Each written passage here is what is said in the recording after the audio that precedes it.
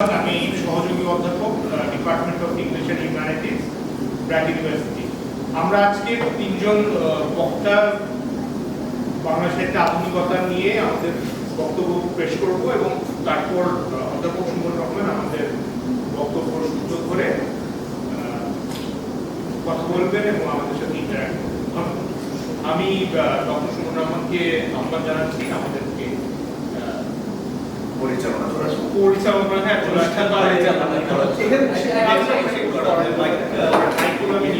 একটু বৈঠকই হয় মাইক মোড়ে লাগবে তারপর আপনাদের লাগে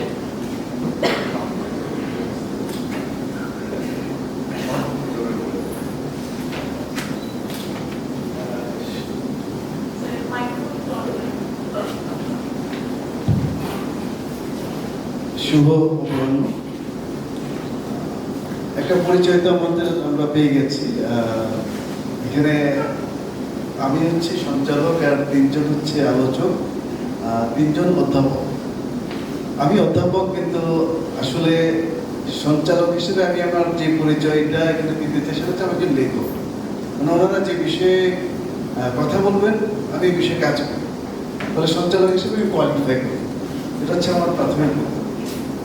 আচ্ছা, আর এখানে তিনজন অত্যন্ত গুরুত্বপূর্ণ আলোচক আছেন যারা কথা বলবেন একটা অত্যন্ত ব্রড বিষয়ে। ব্রড এই অর্থ হচ্ছে যে বাংলা সাহিত্যে আধুনিকতা, এটা নিয়ে প্রচুর আলোচনা নানান জায়গায় গত 100 বছর ধরে হয়েছে। আপনারা জানেন নানান সময়ে নানান বইপত্র লেখা হয়েছে। আপনার ধরেন বুদ্ধদেব বসু ভাই, অবসায়ী থেকে ধরে একেবারে এখন আমাদের সরকার হাসান আল জায়েদ বা মোহাম্মদ আজম এনারাও লিখেছেন, কিন্তু ফোকাস বা দৃষ্টিভঙ্গি ভিন্ন, ফ্রেমওয়ার্ক ভিন্ন। তো এই জিনিসগুলো আসলে আমরা বুঝবার চেষ্টা করি এই আলোচকদের মাধ্যমে। তো আমরা শুরুতে আপনারা যেটা করতে পারি, এমনিতে আমরা একটু দেরি করে ফেলেছি, সো আমরা যেটা হয় যে আমরা একটু আমাদের আলোচকদের কাছ থেকে একটু একটু করে শুনি, তারপরে আমরা একটা মুক্ত আলোচনা, একটা ইন্টারেক্টিভ ডিসকাশন।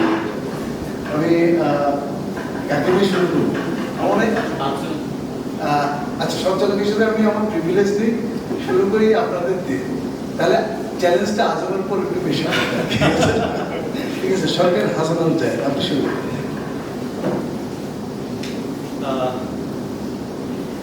ধন্যবাদ সুমন স্যার। উনি ইউল্যাবে আমার কলিগ ছিলেন, তো অবশ্যই ওনার সঙ্গে আমার পরিচয় আছে। শুভ অপরাহ্ন। এখানে যারা এসেছেন সবাইকে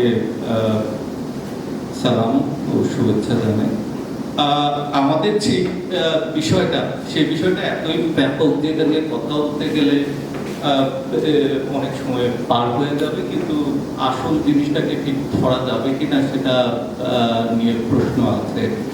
আর আরেকটা জিনিস হলো কি, ইংরেজির মাস্টার এদেরকে ধরে বেঁধে বাংলায় কথা বলতে দিলে যে অবস্থাটা দাঁড়ায়, সেটা যে পরিভাষাগত সমস্যা যেগুলো, অথবা আমরা যাদেরকে হয়তো দেখা গেল যে ক্লাসরুমে যাদের সঙ্গে আমরা ক্রমাগত আমাদের চিন্তার আদান প্রদানের মধ্যে নিয়ে আসি, তাদেরকে যখন সরাসরি মনে করতে হয় তখন আরেকটা বিপদের কারণ হয়। তো আদমের জন্য এটা নিজের এলাকা হলেও আমার আর আসিফের জন্য এটা ভিন্ন টেরিটরি, আলাদা জায়গা থেকে আমাদেরকে পুরো বিষয়টাকে দেখতে হবে।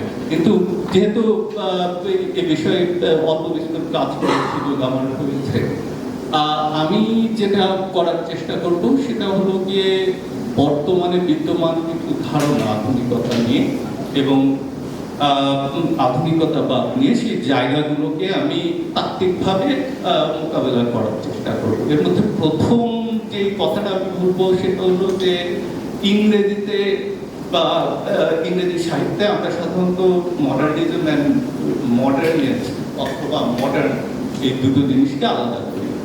একটা হলো গিয়ে কালিক ধারণা, একটা ইতিহাসের ধারণা, আরেকটা হলো গিয়ে একটা নির্দিষ্ট সময়ে উৎপাদিত সাহিত্য। তো সেটাকে আমরা মডার্নিজম বলি। বাংলায় যেটা হয়েছে যে আধুনিকতাবাদ এই কথাটা তেমন ভাবে প্রচলিত না। বাংলায় আমরা সাধারণত আধুনিকতা, একই সঙ্গে আধুনিকতাবাদ এবং আধুনিকতা এই দুটো জিনিসকেই বোঝানোর জন্য ব্যবহার করি। এখন এর কিছু সমস্যা দাঁড়ায়। কোন জায়গাটায় সমস্যা দাঁড়ায়? এখনকার যুগ তো অবশ্যই এই সোশ্যাল মিডিয়ার যুগ, ইউটিউব ফেসবুকের যুগ। তো আধুনিকতা নিয়ে যে সমস্ত আলাপ আলোচনা বিদ্যমান সেগুলো একটু খেতে দেখার জন্য আমি ইউটিউবে গেলাম। তো গিয়ে দেখি চন্ডিল ভট্টাচার্য কথা বলছেন এবং চন্ডিল ভট্টাচার্য বলছেন যে রবীন্দ্রনাথকে উনি আধুনিক মনে করেন না, রবীন্দ্রনাথ আধুনিক লেখক না। তো শুনে আমার খটকা লাগলো, রবীন্দ্রনাথ আধুনিক লেখক না কোন কারণে না। রবীন্দ্রনাথের কিছু লেখাকে উনি আধুনিক বলতে রাজি, কিন্তু গোটা রবীন্দ্রনাথকে উনি আধুনিক বলবেন না। তো সেক্ষেত্রে তো বোঝাই যাচ্ছে যে আধুনিক কথাটা যে অর্থে চন্ডিল ব্যবহার করতে যাচ্ছেন সেটা হলো কি আসলে উনি বোঝাতে যাচ্ছেন যে রবীন্দ্রনাথ আধুনিকতাবাদী না। সেটা বলার বদলে উনি ধরে নিচ্ছেন যে গোটা রবীন্দ্রনাথের মধ্যেই কোনো গ্রহ নাই, কোনো বিদ্রোহ নাই, কোনো ধরনের এক অর্থে বলা যায় যে ভাষা নিয়ে অথবা অভিব্যক্তি নিয়ে কোনো ধরনের পরীক্ষা নিরীক্ষা নাই, নিরীক্ষামূলকতার অভাবের কারণেই হয়তো রবীন্দ্রনাথ আধুনিকতার যেই ক্যাটাগরি উনি তৈরি করছেন সেখান থেকে খারিজ করে দিচ্ছেন। প্রশ্নটা হলো তাহলে আধুনিকতা দেখার উপায়টা কি? আধুনিকতা আমরা কি দিয়ে বিচার করবো? কে আধুনিক আর কি আধুনিক না, সেই জায়গাটাকে আমরা কিভাবে বুঝবো? সেই জায়গাটাও আমাদের ভাষা আছে। বিষয়টা এমন না যে শুধু বাংলা ভাষায় আছে, এটা বিশ্ব সাহিত্যেই আছে এবং ইংরেজিতেও আছে। ইংরেজি সাহিত্যের ইতিহাসে মডার্নিস্ট লিটারেচার বলতে আমরা যেটাকে বুঝি, যে জায়গা থেকে এটাকে চিহ্নিত করি, সেটার একটা মোটামুটি চেহারা দাঁড়ালেও আধুনিকতা কি এই জায়গাটা মীমাংসিত কোনো যেটাকে আমরা বলতে পারি বাদ, সেটা অংশ না, বাতচিতের অংশ না। কি কারণে মীমাংসিত না? কারণ কেউ কেউ মনে করেন যে আধুনিকতা শুরু হয়েছে ওই রেনেসাঁস পরে, কেউ কেউ আবার এটাকে মনে করেন যে পুঁজিবাদের উৎপত্তির সঙ্গে সঙ্গে আধুনিকতার জন্ম। আবার কারো কারো জায়গা থেকে আধুনিকতাকে দেখার দৃষ্টিভঙ্গি, এবং এর মধ্যে মিশেল ফুকো আছেন, উনি আধুনিকতাকে পুঁজিবাদের সূচনাকালে থেকে না দেখে উনি শুরু করেছেন অষ্টাদশ শতাব্দীর সময় থেকে, যেখানে গিয়ে এক ধরনের ডিসিপ্লিনারি অ্যাপারেটাসের মধ্যে পরিবর্তন হচ্ছে, এই গভর্নমেন্টালিটির মধ্যে পরিবর্তন হচ্ছে। তো সেই দ্বিধাদ্বন্দ্বগুলো প্রায় সব জায়গাতেই বিদ্যমান। আমাদের ক্ষেত্রে আমার যে জায়গাটায় এক অর্থে বিদ্যমান আধুনিকতার ধারণাগুলোর সঙ্গে দ্বিমত আছে, সেই জায়গাটা হলো কি এই যে আধুনিকতাকে কি আমরা পুঁজিবাদ দিয়ে চিহ্নিত করব নাকি উপনিবেশবাদ দিয়ে চিহ্নিত করব? যদি পুঁজিবাদের সময় দিয়ে চিহ্নিত করি অথবা আধুনিকের যে চিহ্ন প্রযুক্তি দিয়ে চিহ্নিত করি, খুব সহজভাবে চিন্তা করি, অথবা কনজাম্পশন দিয়ে চিন্তা করি, তাহলে দেখা যাবে খুব ইন্টারেস্টিং কিছু জিনিস। সপ্তদশ শতাব্দীতে চট্টগ্রামে জাহাজ বানানো হচ্ছে এবং সেই জাহাজ যাচ্ছে হলো গিয়ে তুর্কি যেই খলিফা তার ওই সময় চিটং ইন্ডাস্ট্রি আছে। তো তার মানে যদি সেটা হয়ে থাকে, আমরা তো এই যে আধুনিক উৎপাদন ব্যবস্থা, পুঁজিবাদী উৎপাদন ব্যবস্থা, সেটার অংশ। আমাদের এখানে টমেটোর আগমন হয়েছে, অথবা আপনার মরিচ যেটা ছাড়া এখন আমাদের খাওয়া হয় না, সে মরিচের আগমন হলো গিয়ে পর্তুগিজদের হাত ধরে, এবং সেটা হয়েছে হলো গিয়ে 16 শতাব্দীতে, 17 শতাব্দীতে। আধুনিকতাকে যদি আমরা উপনিবেশবাদের আগমন দিয়ে চিন্তা করি বা মাপি, তাহলে যেটা হয় সেটা হলো যে এই যে আগের ইতিহাসগুলো, সেগুলোকে আমাদেরকে খারিজ করে দিতে হয়। যে এই অঞ্চল, বিশেষ করে উপমহাদেশ, পুরো বিশ্ব পুঁজিবাদের যে অংশ ছিল, সেই জায়গাটাকে খারিজ করে দিতে হয়। তাহলে আমরা আধুনিকতাকে কোন জায়গা থেকে দেখব, কিভাবে দেখব, সেটা একটা সমস্যা হিসেবে উপস্থিত হয়। দ্বিতীয় জিনিস হলো গিয়ে প্রচুর লেখালেখি উপস্থিত, যার মধ্যে আপনার বেশ কিছু প্রতিষ্ঠিত তাত্ত্বিক আছেন, বেশ কিছু প্রতিষ্ঠিত লেখক আছেন যারা আধুনিকতাকে শুরু করেন রামমোহন রায় যুগ থেকে, যে সময় গিয়ে বেঙ্গল রেনেসাঁর সূচনা হচ্ছে। তার মানে আধুনিকতাকে আমরা যাচাই করছি, আধুনিকতাকে আমরা দেখছি হলো গিয়ে আইডিয়ার জায়গা থেকে, আইডিয়া পরিবর্তনের জায়গা থেকে। তো আধুনিকতাকে দেখার আরেকটা রাস্তা শেখা। কিন্তু আবার যদি আমরা চিন্তা করি যে এই যে 1920-এর দশকে, 30-এর দশকে বিশ্বব্যাপী আপনার আধুনিকতাবাদী যে সাহিত্য সেটার সূচনা হচ্ছে, সেই জায়গা থেকে চিন্তা করলেও কিন্তু ওই যে সময়কালটাকে চিহ্নিত করার প্রক্রিয়া, সেটার মধ্যে আমি কিছু সমস্যা দেখি। এবং সমস্যা দেখি এই কারণে যে আমাদের যে আলোচনা সেটা যেহেতু বস্তুর ইতিহাস বা আমরা যাকে বলি হিস্ট্রি অফ কমোডিটি, সেই জায়গা থেকে যদি ধরি, সেক্ষেত্রে আধুনিকতার সময়কালটা দাঁড়ায় একটা। যদি চিন্তার ইতিহাস দিয়ে দেখি, সেই ক্ষেত্রে আধুনিকতার ইতিহাস দাঁড়ায় আরেকটা। এবং যদি আপনার নন্দন তাত্ত্বিক পরিবর্তনের জায়গা থেকে দেখি, অথবা যেটাকে আমরা বলি নন্দন তাত্ত্বিক আন্দোলন থেকে দেখি, এস্থেটিক মুভমেন্টের জায়গা থেকে দেখি, তাহলে আধুনিকতাকে চিহ্নিত করার রাস্তা হয় আরেকটা। এখন মুশকিলটা হলো আমরা কোন জায়গাটাকে বেছে নেব। এর মধ্যে আবার চলে আসে হলো গিয়ে ব্রুনো লাতুরের নতুন চিন্তা ভাবনার জায়গায়, যেখানে ব্রুনো লাতুর বলছেন যে we have never been modern, কিন্তু সেটার পেছনে ওনার কারণ আছে যে উনি দেখানোর চেষ্টা করছেন যে আইডিয়ার মডার্ন এবং আমাদের দৈনন্দিন জীবনযাপন সেটার যে হাইব্রিডিটি, সেটার মধ্যে এক ধরনের তাত্ত্বিক সম্পর্ক তৈরি হয়, সেটার মধ্যে এক ধরনের ডায়ালেকটিক তৈরি হয়। তো সেই ডায়ালেকটিকের কারণে, সেই ডায়ালেকটিকের জায়গা থেকে আমরা কিভাবে আধুনিকতাকে বুঝবো, এই যে অধুনা কথাটা সমকালীন সময়ে বসবাস করার যে কালিক ধারণা, সেই জায়গা থেকে যদি দেখি, তাহলে তো আধুনিকতাকে দেখার যে প্রক্রিয়াটা সেটার মধ্যে পরিবর্তন হতে হবে।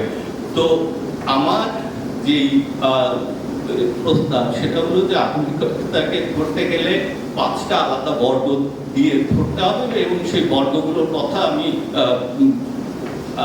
ব্যাখ্যা করবো বা বলবো। কিন্তু আমার মনে হয় যে তারা অন্যরা কিছু বলে দিলে তারপরে গিয়ে আমরা হয়তো ওই জায়গাটায় যেতে পারি, তা নাহলে জাস্ট আমার কথা শুনতে শুনতে সবাই মনে হয় ঘুমিয়ে পড়বে।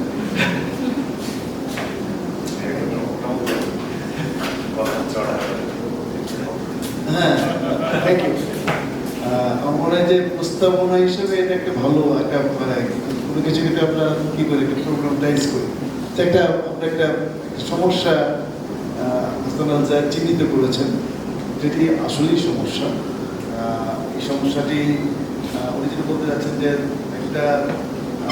একটা ধরনের বিভেদ আছে চিন্তার মধ্যে আমাদের, যে এটা কি মডার্নিটি না মডার্নিজম, আধুনিকতা নাকি আধুনিকতা বা মডার্নিজম, যেটা এটা একটা আর্ট মুভমেন্ট, যেটা পড়া লিটারেচারটা গ্রহণ করেছে মেনলি আসলে পেইন্টিং থেকে আসা।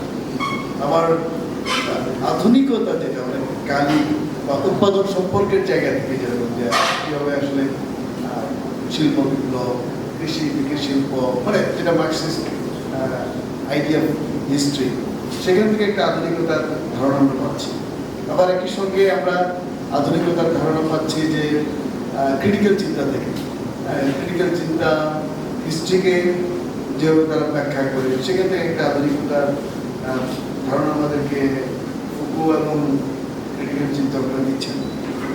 পাশাপাশি মডার্নিস্ট ডিসকোর্সে, যেটা আমরা আমাদের যারা আপনার 30-এর লেখক যারা, জীবনানন্দ দাশ থেকে ধরে অনেকেই বুদ্ধদেব বসুরা যে আধুনিকতার ম্যানিফেস্টেশন করেছে, সেই আধুনিকতার একটা ধারণা আছে, যেটা আপনারা আরো ভালো জানবেন যে টি.এস. এলিয়ট বাহিত যে আধুনিকতা, এই আধুনিকতা যেভাবে বাংলা সাহিত্যে ইম্পোর্টেড হয়েছে, হ্যাঁ, এটা কিন্তু খুবই সরবে ইম্পোর্টেড হয়েছে। তারা অনুবাদ করেছেন এলিয়টের ট্র্যাডিশনালি ট্যালেন্ট প্রবন্ধটা খুব তখন ইনফ্লুয়েন্স করেছিল তাদেরকে, তারা অনুবাদ করেছে, বিষ্ণুদেব তো প্রচুর অনুবাদ করেছেন, ইয়েস ইসলাম এরা প্রভাবিত করেছে।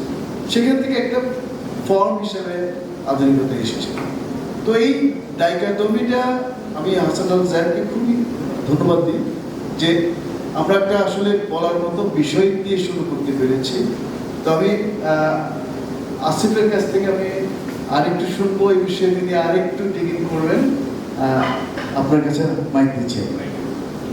ধন্যবাদ সুমন ভাই। আমার বক্তব্য ছিল যে আমি বাংলা সাহিত্যে আধুনিকতার 3টা প্রকল্প খুঁজে পেয়েছি এই কাজটা, এই লেকচারটা তৈরি করার সময়। তো আমি এগুলোর নাম দিয়েছিলাম আধুনিকতা 1, সেটা হচ্ছে উপনিবেশবাদ আর জাতি রাষ্ট্র প্রকল্পের অবশেষ অথবা রেসিডিউ, যেটা ইংরেজিতে বলে। আমার কথা অনেক ইংরেজি থাকবে, কারণ আমি বহুদিন পরে অনেক লম্বা সময় ধরে বাংলা বলার চেষ্টা করব, এরকম একটা পরিচয়।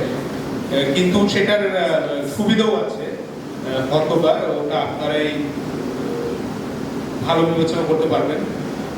আধুনিকতার যে দ্বিতীয় প্রকল্পটা আমার এই লেকচারে আমি করেছি সেটা হচ্ছে সাহিত্য ও যৌনতা। এটার মূল কারণ হচ্ছে এটার সাথে প্রথমটার একটা সম্পর্ক আছে, সেটা হচ্ছে আমরা যেই লোকেশনে বসে আছি বাঙালি মুসলমান সমাজ, এখানে আমার বক্তব্য হচ্ছে আধুনিক সাহিত্যে যৌনতার উপস্থিতি খুবই, যেটাকে ইংরেজিতে বলা যায় টিমিড অথবা নিরীহ। তো সেই আলোকে আমি কিছুটা কথা বলতে চাচ্ছি দ্বিতীয় প্রকল্প নিয়ে যখন আলোচনা করব। এবং আমার যে তৃতীয় প্রকল্প সেটা হচ্ছে ভাষা সংক্রান্ত। সেটা হচ্ছে আমাদের এখানে, আমরা আজকে বাংলা সাহিত্য নিয়ে কথা বলছি, কিন্তু এখানে একটা ইংরেজি সাহিত্যের একটা ধারা আছে, কিন্তু সেটা খুবই নতুন বলা যেতে পারে, এবং সেটার সাথে বাংলা সাহিত্যের এক ধরনের দ্বন্দ্ব আছে। তো সেটার এক ধরনের কি ধরনের সেই দ্বন্দ্বটার মধ্যে মিলের জায়গা হতে পারে নাকি, ওগুলো নিয়ে একটু বক্তব্য দেওয়ার চেষ্টা করব। যেহেতু আলোচনাটা একটু ইনফর্মালি হচ্ছে, তো আমি চিন্তা করলাম আমি আধুনিকতা 1 নিয়েই এখন কথা বলি, পরবর্তীতে যদি প্রসঙ্গ আসে আমি আধুনিকতা 2 যেটা বলেছি এবং 3 সেটা নিয়ে কথা বলার চেষ্টা করব। তো আধুনিকতার 1-এ আমি অনেকটা জায়েদ ভাইয়ের সাথে সুর মিলিয়ে বলতে চাই, বাংলা সাহিত্যের যে সূচনা হলো সেখানে উপনিবেশবাদের একটা বড় ভূমিকা আছে, এবং এই সাহিত্য ধারার সূচনার সাথে বাঙালি হিন্দু ভদ্রলোকের একটা ওতপ্রোত সম্পর্ক জড়িত আছে। তো যে সাহিত্য জায়েদ ভাই বঙ্কিমচন্দ্র চট্টোপাধ্যায়ের নাম বললেন, আমরা কৃষ্ণকান্তের উইলের কথা চিন্তা করতে পারি, খুব প্রথম দিকে লেখা বাংলা উপন্যাস। তারপর বিহারীচাঁদ মিত্রের আলালের ঘরে দুলাল এবং কালীপ্রসন্ন সিংহর কুতুব প্যাচার নকশা। তো এই কাজগুলো উল্লেখ করার কারণ এই হচ্ছে যে সমাজ ব্যবস্থা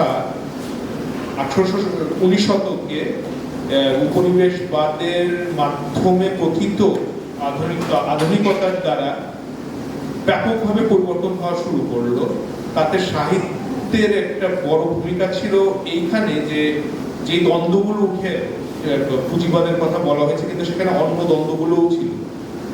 একটা মূল দ্বন্দ্ব হচ্ছে প্রথাগত হিন্দু সমাজের যে আচরণ, ধর্মীয় বিধিনিষেধ, সেগুলোর বেড়াজাল ভেঙে যে সাহিত্যিকেরা অনেকেই উপস্থিত হলেন তাদের নতুন নতুন ধারণা নিয়ে, সেটার একটা ব্যাপক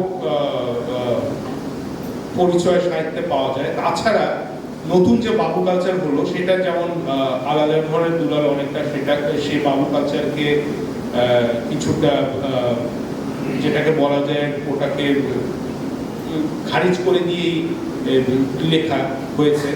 কুতুব প্যাচার নকশা অনেকটা পুরনো যে সাহিত্য ধারাগুলো সেগুলো নিয়ে এক ধরনের বক্তব্য দেওয়ার চেষ্টা করেছে। সো যেটা হলো যে এই 19 শতকের যে সাহিত্য ধারা তৈরি হলো, এটা মূলত সমাজে যে আধুনিকতার সাথে পরিচয় ঘটেছে এবং তার এই পরিচয়ের মাধ্যমে যে বহু ধরনের বৈশিষ্ট্য জন্ম লাভ করছে, সেগুলোর এক ধরনের বিশ্লেষণের জায়গা থেকেই সাহিত্যিকেরা লেখা শুরু করেন। কিন্তু আমরা দেখতে পাই, আমরা যখন 19 শতকের শেষের দিকে চলে যাই, আমরা ধীরে ধীরে বাংলা সাহিত্যে মুসলমানের এক ধরনের পরিচয় পেতে শুরু করি। আমি মীর মোশাররফ হোসেনের নাম নিতে চাচ্ছি, এবং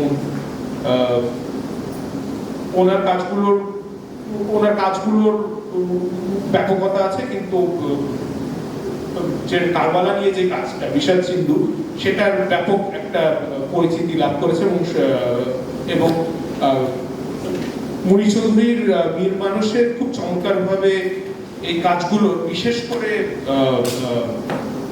বিষাদ সিন্ধু এবং অন্য যে কাজগুলো, গো জীবন হতে পারে, হিন্দু মুসলমানের যে সম্পর্কের যে টানাপোড়েন, সেটা নিয়ে গো জীবন লিখেছিলেন। আরো কাজগুলো আমার এখন মনে পড়ছে না, জমিদার দর্পণ একটা খুব বড় কাজ।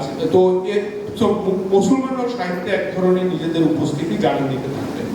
আমার এই প্রকল্প একে পরবর্তীতে আমি যে জায়গাটা দেখানোর চেষ্টা করেছি, এক ধরনের যেটাকে বলা যায় এক ধরনের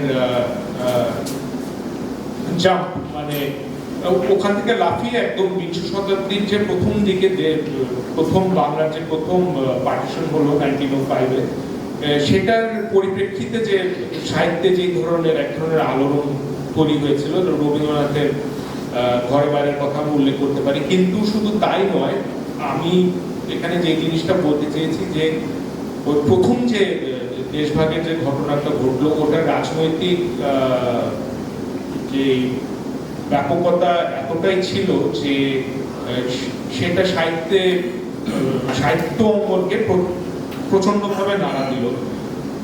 মুসলমান সাহিত্যিকদের অনেকের মধ্যে এক ধরনের স্বাতন্ত্র্যবাদের জন্ম হলো, অথবা তারা চিন্তা করলেন যে সাহিত্য রচনায় তারা একটা স্বতন্ত্র পথ খুঁজে নেবেন। কিন্তু এর মধ্যে দিয়ে আবার পার্টিশন চলে এলো, অথবা যেটা 1947 সালের দেশ বিভাগ, সেটা চলে এলো। সেই সাহিত্য ধারাগুলোর মধ্যে পার্টিশনের অথবা দেশ বিভাগের যে করুণ পরিণতি, সেগুলোর আখ্যান অনেক উঠে এসেছে। এবং আমাদের পরবর্তীতে স্বাধীন বাংলাদেশের বাংলা সাহিত্যে আমরা আখতারুজ্জামান ইলিয়াসের কালজয়ী উপন্যাস খোয়াবনামার কথা বলতে পারি। সেখানেও সেই যেটা বলা যায় যে মানব সৃষ্ট যে সমস্যা, সেগুলোর পরিচয় তুলে ধরেছেন, এবং খুব চমৎকারভাবে তুলে ধরেছেন। এবং এক ধরনের আধুনিক সাহিত্যের মধ্যে রাজনীতি কিভাবে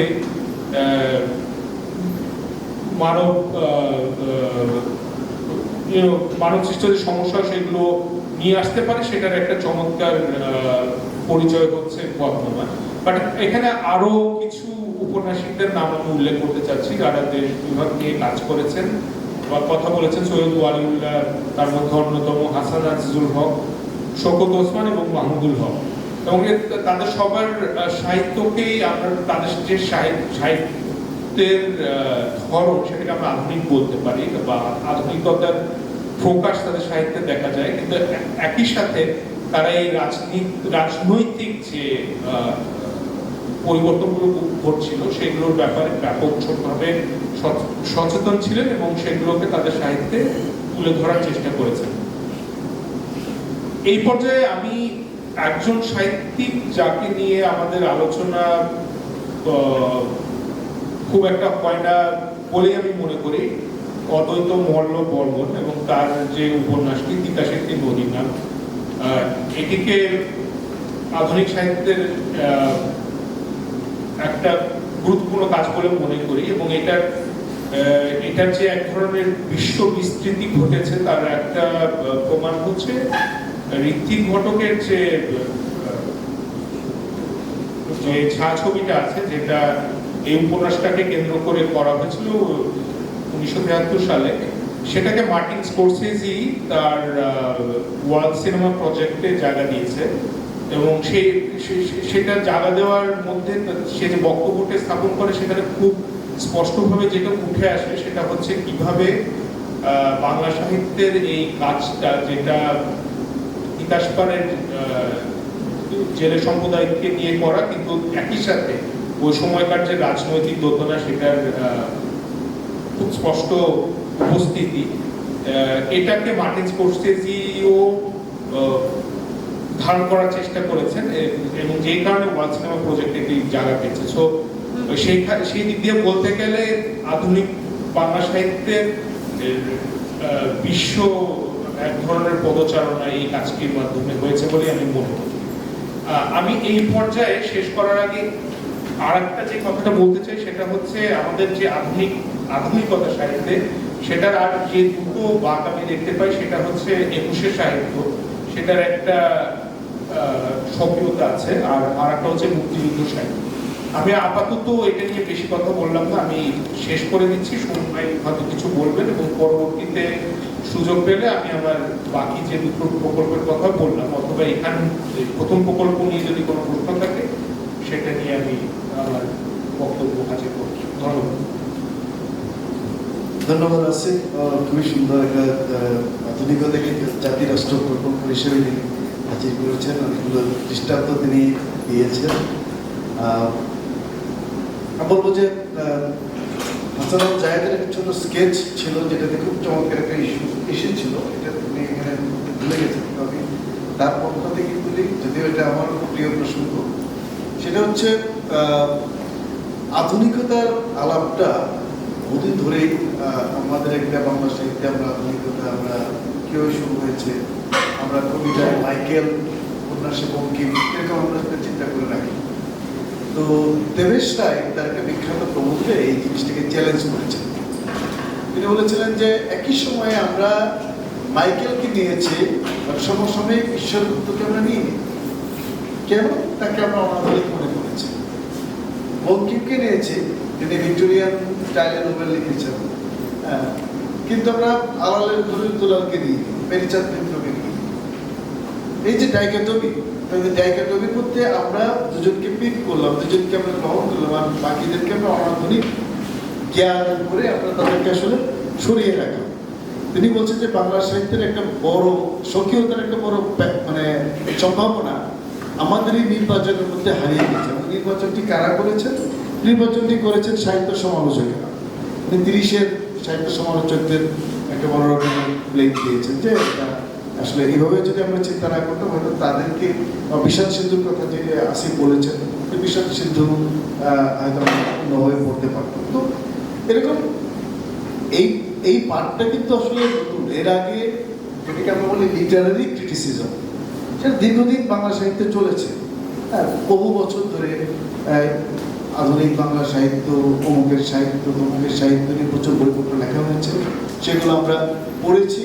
তো এখন আমরা যেটি করি বা যেটি ধরা যাক ফুকো থেকে ধরে ইভেন আলবেয়ার ক্যামো বা রোলাবার থেকে ধরে এখনকার বাংলাদেশের আশিস নন্দীরাও পর্যন্ত যেটা করেন, যেটা হচ্ছে যে সাহিত্যের কোনো একটা কেন্দ্রীয় চরিত্র, একটা ঘটনা, কোনো একটা উপন্যাসের একটা গোড়া নিয়ে একটা এক ধরনের ক্রিটিসিজম, সেটা সাহিত্যকে মূল্যায়ন করা তার উদ্দেশ্য না। সাহিত্য যে জীবনের কথা বলছে, জীবন এবং সাহিত্যের একটা হোমোলজিক্যাল আলোচনা তারা করেন এবং এটা কিন্তু ক্রমশই এখন এটি ট্রেন্ডি হয়ে উঠেছে। মানে এটা এখন মানুষজন করেন এবং করতে পছন্দ করে। তো আমরা আজমের কাছে যাচ্ছি, আজমের কাছে যাওয়ার আগে এটা আমরা অ্যানেকডোট আকারে বলে রাখলাম, কারণ আজম অনেকখানি এটা করেন, কিন্তু আজম আমার প্রথাগতভাবে সাহিত্য সমালোচক, পাশাপাশি তিনি এরকম একটা দিকে তার ঝোঁক আছে, যেহেতু তিনি কালচার স্টাডিজে তার একটা বড় রকমের আগ্রহের জায়গায় কালচার স্টাডি সেটা তিনি করে থাকেন। অতীতমূল্য বর্মনের তিতাসিক একটি নদীর নামের প্রসঙ্গ এসেছে, আপনারা অনেকেই দেখেছেন তিতাসিক নদীর নাম, পড়েছেন নিশ্চয়ই অনেকে। আমাদের সময়ে আমাদের কাছে একটা চ্যালেঞ্জ ছিল, আমাদের সময় বলতে আমি অবশ্য মনে হতে পারে যে এখন অনেক বয়স এখানে আছে না বলে কি আছে, আমরা বলছি আমরা যখন ছোট ছিলাম তখন আমাদের কাছে একটা চ্যালেঞ্জ ছিল।